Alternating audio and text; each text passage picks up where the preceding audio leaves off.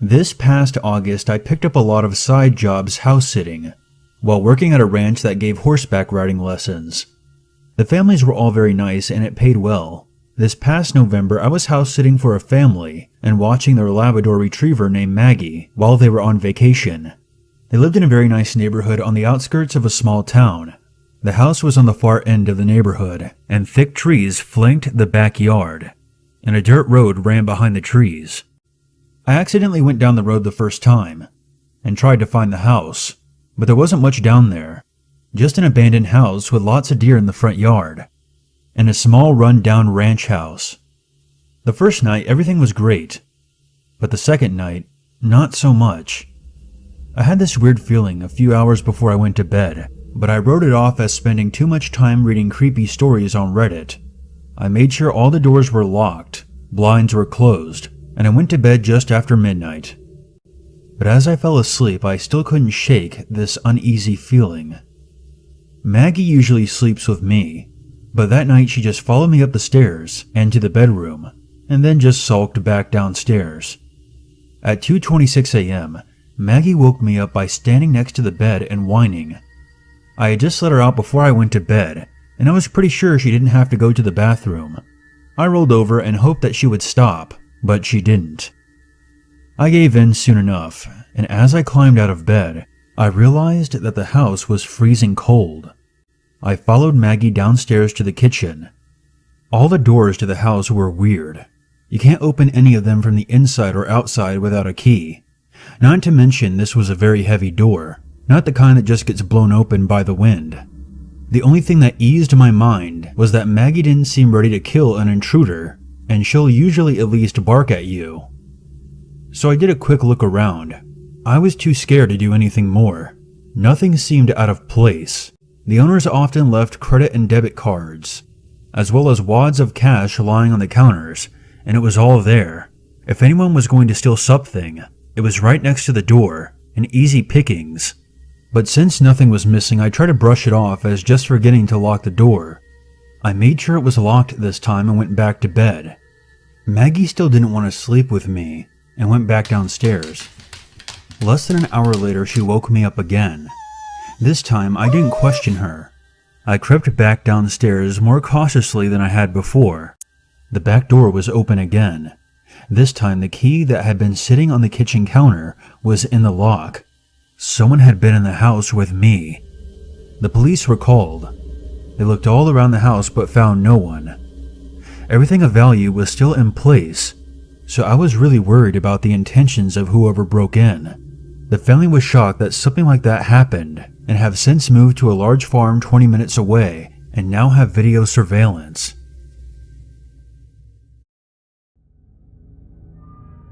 I used to live with my dad in Georgia in a somewhat isolated area. My dad owned 5 acres of land, and a bunch of our relatives lived on the same property. There was a long driveway that branched off into separate mud and gravel driveways. Normally during the weeknights, I would finish my homework and then decide if I wanted to listen to my stereo or watch some paranormal shows. On the night in question, I would say it was around 9 p.m.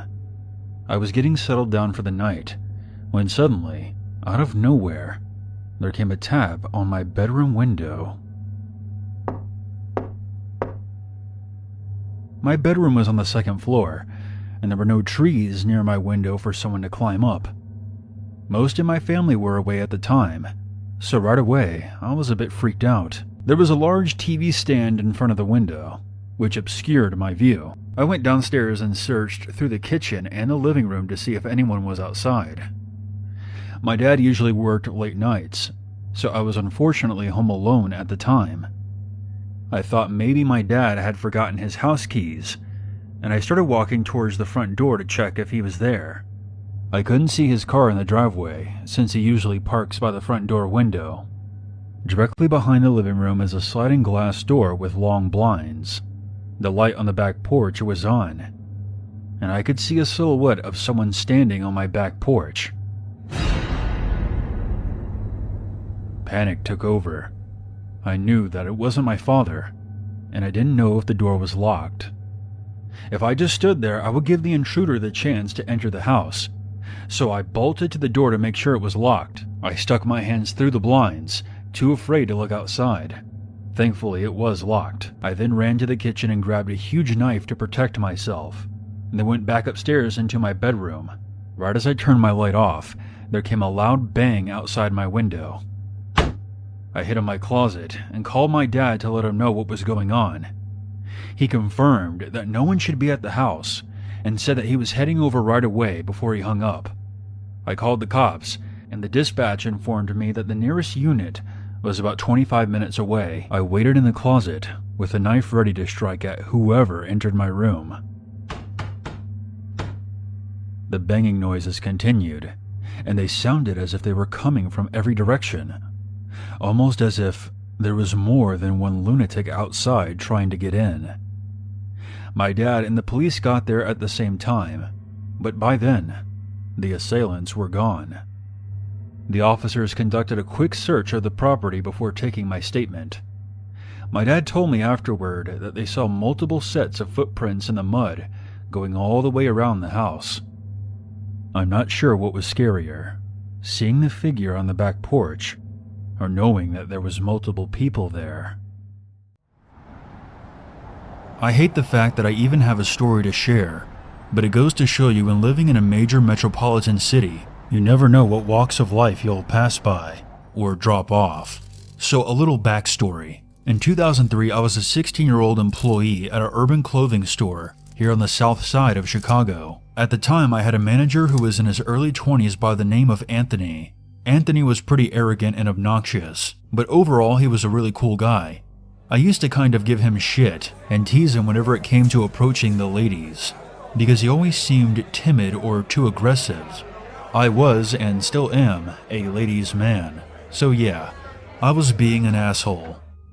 After working at this place for about 3 months, Anthony asked me if I would drop him off at home. It wasn't far from the direction I was heading in, so I dropped him off maybe twice a week for the next month or so. Now let me tell you, these car rides were quite uncomfortable. This guy, as much as we spoke at work, would not speak, and sorta just kept looking straight, barely ever blinking. It got to the point where his awkwardness went from being entertaining to straight up creepy. Fast forward 3 or 4 years later, I'm watching the news as they go into detail of a horrific crime committed by a Comcast installation worker. Apparently, the worker entered 2 homes for an installation. He sexually assaulted, beat, and strangled 2 women. The real unfortunate thing is that this happened on 2 different occasions, and after the first murder, the gentleman was arrested and questioned, but ended up being released and sent back out to work, which allowed him to strike again. As the picture of his mugshot flashed on the screen, I froze. It was Anthony. Now, growing up on the south side of Chicago, I've grown up and befriended a fair share of people who ended up becoming murderers, but this takes the cake. Apologies for any grammar mistakes. English is not my first language. Back in the early 2000s, I was working as a truck driver in Mexico City. I don't recall what I was transporting that evening, but it was late at night, and my mind was unfocused, and I was cruising a residential street, looking for a place to pull over so I could use the bathroom. As I cruised slowly through an intersection without braking, I noticed an individual jaywalking across the street from the glow of my headlights. I pressed down my brakes and honked, shouting in anger out the window at the person. I couldn't tell if the figure was a man or a woman at first, but when they turned around to yell back at me, I was pretty certain that it was a man in woman's clothing. He barked at me for several minutes in a deep, heavy voice, and continued off down the sidewalk. In addition to the woman's clothing, I noticed the man was carrying a purse over one shoulder and a bulging plastic bag in his opposite hand. I shrugged and assumed that he was a male prostitute or something of the sort, and continued up the road and forgot all about him a few minutes later. The whole incident lasted perhaps 15 seconds. The next day, I heard through my wife's brother that an old woman named Ana Maria Alfaro had been murdered in her home the night before, on the exact same block I had encountered the man in woman's clothing. I called the hotline and spoke to a female detective about my exchange with the stranger on the road, and she seemed very interested, and asked me several additional questions about the person that I hadn't even had time to notice or consider. She then asked me if I would come in and sit down with a sketch artist, but I responded that I barely got a good look at the person's face, and mostly was just able to describe the person's build and voice. I never heard back from the detective, but what followed for several more years was a reign of murder and terror, where several elderly women were murdered in their homes. I remembered I was at my son's birthday party in January of 2006, when I heard the news that the old lady killer had been arrested, and while the person I had seen had very likely been the killer, he wasn't a male prostitute. In fact, it wasn't even a he. Juana Barraza was a 50-year-old woman and a professional Mexican wrestler, best known for her bright pink outfit with a butterfly mask. She was detained by police fleeing the scene of her latest murder after neighbors had reported sounds of a struggle. Motivated by the resentment of her mother, who let strange men sexually abuse her as a girl, Barraza murdered more than 11 elderly women in their own homes, often strangling them with phone cords or stethoscopes. After killing them, she would rob their houses and simply walk out the front door and into the night. Barraza had a very masculine face, and due to the testimony of several eyewitnesses, including my own, the police were convinced they were looking for a man dressed as a woman, likely a transvestite, and many long months were wasted questioning the transvestite community. Barraza selected the women based on age, location, and how often they were alone. Using a social worker's identification card, she would trick the women into letting her in by saying that she was from the government and informing them they were eligible for welfare programs. In March of 2008, she was sentenced to a whopping 759 years in prison.